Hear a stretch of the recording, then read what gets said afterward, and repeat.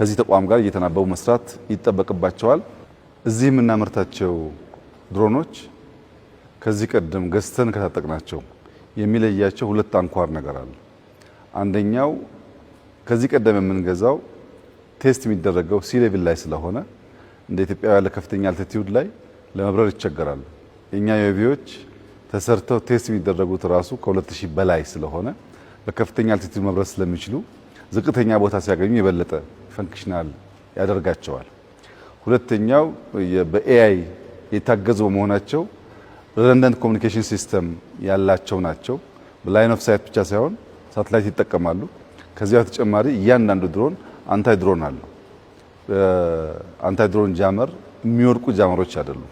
አንታይ ድሮን ጃመር ያለው ሪደንደንት ኮሚኒኬሽን ያለው መሆኑ ሃይ አልቲቲዩድ የሚበር መሆኑ ከኢትዮጵያ ወጥቶ ለሌሎች ሀገራት ማርኬት በሚውልበት ሰዓት በዝቅተኛ አልቲቲዩድ ከፍተኛ ፈንክሽናሊቲ ያላቸው ዩኤቪዎች ስለሚሆኑ በጣም የሚመረጡ የሚፈለጉ ይሆናሉ።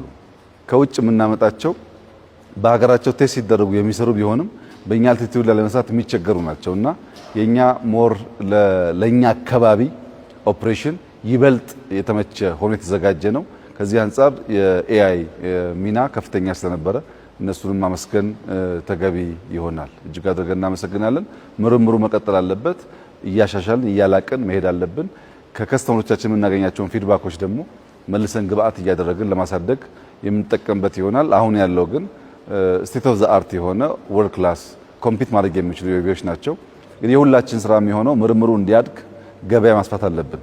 በሰፋፊ ገበያ እያገኘን ማናውጣው ከሆነ በጣም ሰፊ ምርት ስላለን እንቸገራለን እና ገበያ ማፈላለግ እኛም የዓለም የድሮን ገበያን መሻማት ይኖርብናል። ይሄ በእኛ ስትራቴጂ በግልጽ የተቀመጠ ነው እና ይህ ስራ አሁን ጀምሮ ይበልጥ ውጤታማ እየሆነ እንዲሄድ ሁላችን በርብርብ የምንሰራ ይሆናል። አሁን ያየነው አቅም በጣም ያስደምማል። መከላከያ ኦመቹ አምኒሽን ለነዚህ ዩኤቪዎች የሚሆኑ ቦምቦች፣ መሳሪያዎች ያመርታል። እዚህ ዩኤቪ ይመረታል። እነዚህ ሁለት ኩባንያ በጋራ ሆነው ለአፍሪካ ማርኬት ያወጣሉ እና ኢትዮጵያ ገዢ ብቻ ሳትሆን ሻጭ፣ ጠባቂ ብቻ ሳትሆን ተሳታፊ የሚያደርጓትን ቴክኖሎጂካል ስራዎች ጀምራለች። በኤአይ እየመጣ ያለው ውጤት በጣም ከፍተኛ ነው። ዲፌንስ ጋር የተጀመሩ ጅምሮች በጣም ከፍተኞች ናቸው።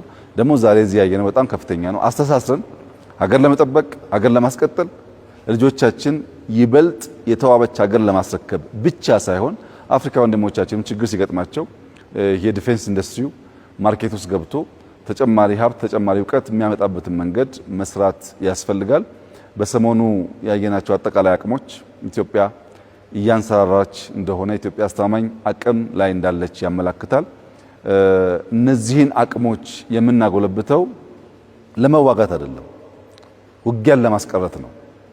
ትናንሽ አቅም ይዘው ለሚሳቱ ኃይሎች ብዙ ጊዜ እንዲያስቡ ለማስቻል ነው። ውጊያን ለማስቀረት ዲተር ለማድረግ ከፍተኛ አቅም ስላለው ነው።